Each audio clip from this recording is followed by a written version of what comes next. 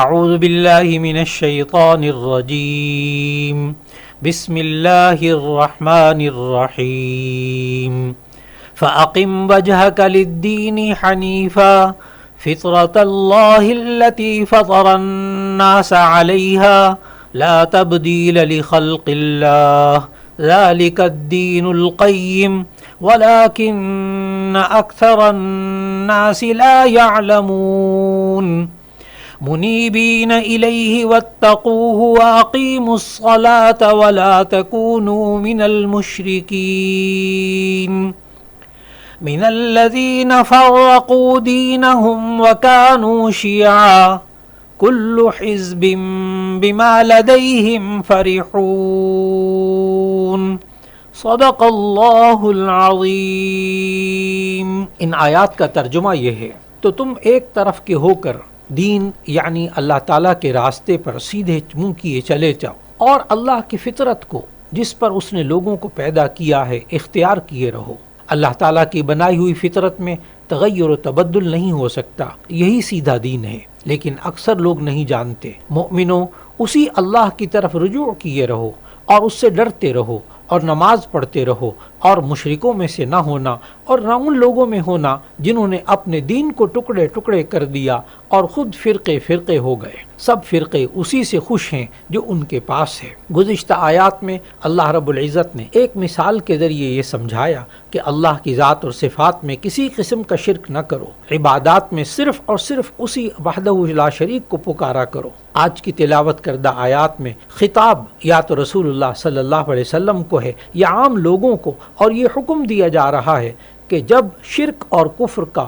ظلم عظیم ہونا ثابت ہو گیا تو اب ہر طرح کے خیالات کو چھوڑ کر اپنا رخ صرف دین اسلام کی طرف پھیر لیجئے۔ یہ والا حکم اور اسی طرح کا خطاب صرف رسول اللہ صلی اللہ علیہ وسلم کو یا عوام کو، لوگوں کو ایک ہی اللہ نے حکم دیا، بلکہ اس امت سے پہلے حضرت ابراہیم علیہ السلام نے بھی اپنی قوم کو انتہائی حکمت اور تدبیر کے ساتھ جب تبلیغ کی اور کائنات کی کئی چیزوں کی نفی کرائی، اصل حقیقت کو واضح طور پر اپنی قوم کے سامنے لائے۔ اللہ رب العزت نے حضرت ابراہیم علیہ السلام کی وہ بات جو انہوں نے اپنی قوم سے کی تھی نقل فرمائی۔ حضرت ابراہیم علیہ السلام نے اپنی قوم سے فرمایا تھا، یا قومی انی بریء مما تشرکون، اے میری قوم، جن جن چیزوں کو تم اللہ کی خدائی میں شریک ٹھہراتے ہو میں ان سب سے بیزار ہوں۔ اور فرمایا انی وجہت وجہی للذی فطر السماوات والارض حنیفا وما انا من المشرکین، یعنی میں نے تو پوری طرح یکسو ہو کر اپنا رخ اس ذات کی طرف کر لیا ہے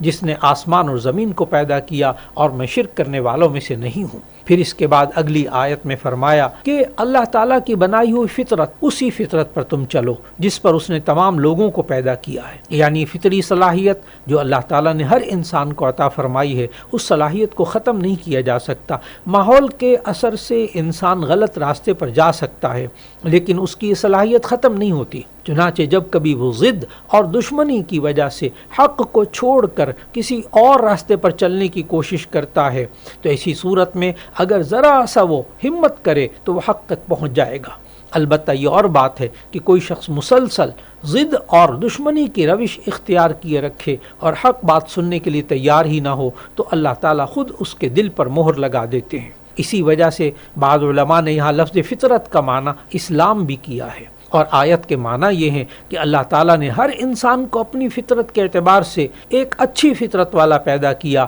البتہ اس کو آس پاس کا ماحول اگر خراب نہ کرے تو ہر پیدا ہونے والا بچہ صحیح فطرت پر رہتا ہے، مگر عادتاً یہ ہوتا ہے کہ ماں باپ اس کو بعض اوقات اللہ کے احکام کے خلاف کچھ چیزیں سکھا دیتے ہیں جس کی وجہ سے وہ فطرت پر قائم نہیں رہتا۔ ایک معنی فطرت کا یہ بھی کیا گیا ہے کہ فطرت سے مراد استعداد ہے، یعنی انسان کے اندر یہ خاصیت رکھی گئی ہے کہ ہر انسان اپنے خالق اور مالک کو پہچانے، اور انسان اس استعداد سے کام لے تو اس کا اثر یہ ہوتا ہے کہ وہ ساری زندگی اللہ کے احکام کے خلاف نہیں کرتا۔ بعض مفسرین کی رائے یہ ہے کہ فطرت سے مراد عہد الست ہے، کہ ہر بچہ عہد الست اور اقرار ربوبیت پر پیدا ہوتا ہے۔ جب الست بربکم یہ سوال کیا گیا تھا تو یہ اقرار فطرتاً ہر شخص میں راسخ ہے، جیسے سورہ زمر کی آیت 38 میں اللہ تعالیٰ نے فرمایا وَلَئِن سَأَلْتَهُمْ مَنْ خَلَقَ السَّمَاوَاتِ وَالْأَرْضَ لَيَقُولُنَّ اللَّهُ،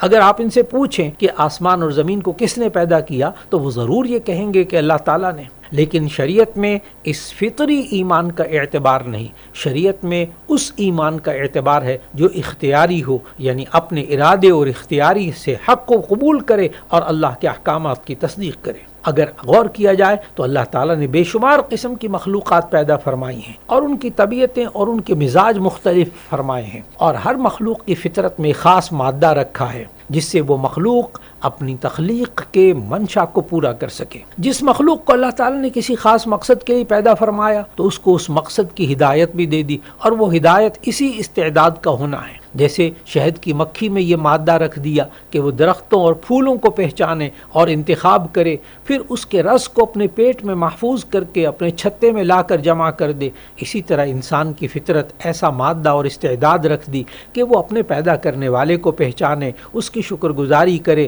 اس کی بات مان کر ساری زندگی گزارے. اللہ رب العزت نے سورۃ الذاریات کی آیت 56 میں یہی فرمایا، وما خلقت الجن والانس الا لیعبدون. ہم نے جن اور انسان کو اور کسی کام کے لیے پیدا نہیں کیا سوائے اس کے کہ وہ اللہ کی عبادت کیا کریں. معلوم ہوا اللہ نے انسان کی فطرت میں عبادت کی رغبت اور استعداد رکھ دی ہے. پھر آیت مبارکہ کے آخر میں فرمایا لا تبدیل لخلق اللہ، یعنی اللہ اس فطرت کو جو اللہ نے بنا دی ہے کوئی بدل نہیں سکتا. اور ایک معنی یہ بھی ہے کہ اللہ کی فطرت کو بدلنا نہیں چاہیے. انسان کو ایسے اسباب سے پرہیز کرنا چاہیے جو اس کے حق کے قبول کرنے کی استعداد کو کمزور کر دیں. اس لیے انسان بسا اوقات اکثر غلط ماحول، غلط سوسائٹی اور اہل باطل کے لٹریچر کی وجہ سے اس راستے سے فطرت سے ہٹ جاتا ہے. اس کے لیے اللہ تعالیٰ نے ہدایت دی، وَأَقِیمُوا الصَّلَاةَ، تم نماز قائم کرو، کیونکہ ان الصلاۃ تنہا عن الفحشاء والمنکر، یہ نماز بے حیائیوں برائیوں سے روکتی ہے. پھر تلاوت کردہ